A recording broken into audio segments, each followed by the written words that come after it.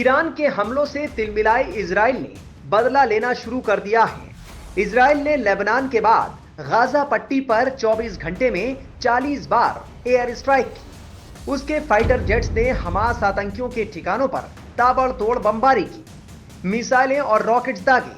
खबर है कि जमीनी लड़ाई में इजरायली सैनिकों ने दर्जनों हमास आतंकियों को मार गिराया है। ईरान पर आरोप लगते रहे हैं कि वो हमास को पैसे, हथियार और बाकी साजो सामान मुहैया कराता है। इसीलिए इजराइल ने गाजा पट्टी में एक बार फिर हमास आतंकियों के खिलाफ ऑपरेशन शुरू कर दिया है। ऑपरेशन के दौरान नुसरत कैंप के बाहरी इलाके में इजरायली सैनिकों ने हमास आतंकियों को ढेर कर दिया।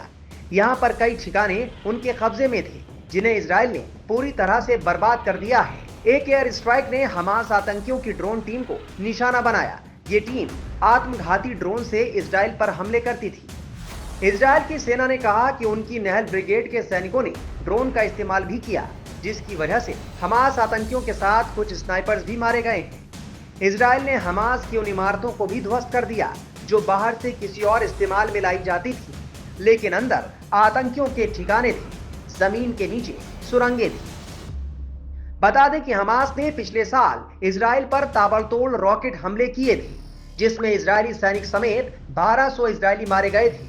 फिलिस्तीन को लेकर गाजा में हमास और इजराइल आमने सामने हैं। दोनों के बीच युद्ध अब भी जारी है। बता दें कि पिछले दिनों सीरिया की राजधानी दमिश्क में ईरान के वाणिज्य दूतावास को निशाना बनाते हुए इजराइल ने हमला किया था, जिसमें ईरानी रेवोल्यूशनरी गार्ड कॉर्प्स के 2 कमांडर समेत 13 लोग मारे गए थे। ईरान ने जवाबी हमले में 13 अप्रैल की देर रात को इजराइल पर मिसाइल और ड्रोन से करीब 350 हमले किए थे, जिसके बाद इजराइल ने कहा था कि वो बदला जरूर लेगा।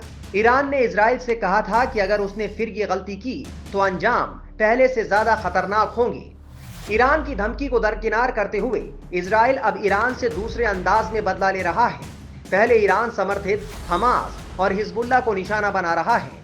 इजराइल ने 16 अप्रैल की रात लेबनान में निशाना बनाकर किए गए हमले में ईरान समर्थित गुट हिजबुल्लाह के 2 कमांडरों को ढेर कर दिया था। मारे जाने वालों में हिजबुल्लाह का शीर्ष कमांडर इस्माइल यूसुफ बाज भी शामिल है, जिसने इजराइल के खिलाफ मिसाइल हमलों की योजना बनाई थी। इजरायली डिफेंस फोर्स ने ये जानकारी दी है। आईडीएफ ने दावा किया कि उसके एक विमान ने इजराइल की सीमा से 7 किलोमीटर दूर स्थित लेबनान के एन एबल क्षेत्र में हमला कर इस्माइल यूसुफ को मार गिराया। आईडीएफ ने हिजबुल्लाह के रॉकेट और मिसाइल यूनिट के कमांडर मोहम्मद मुस्तफा को भी मार गिराया है। हमले के दौरान हिजबुल्लाह के रॉकेट और मिसाइल यूनिट के कमांडर इब्राहिम फदाल्लाह की भी मौत हो गई है। अब देखना होगा कि इजराइल के इन हमलों के बाद हमास और हिजबुल्लाह जैसे संगठन क्या कदम उठाते हैं। क्या ईरान खुलकर इजराइल को फिर से जवाब देता है या फिर इजराइल इसके बाद ईरान को भी सीधे निशाना बनाता है। टाइम्स नाउ भारत डिजिटल की रिपोर्ट।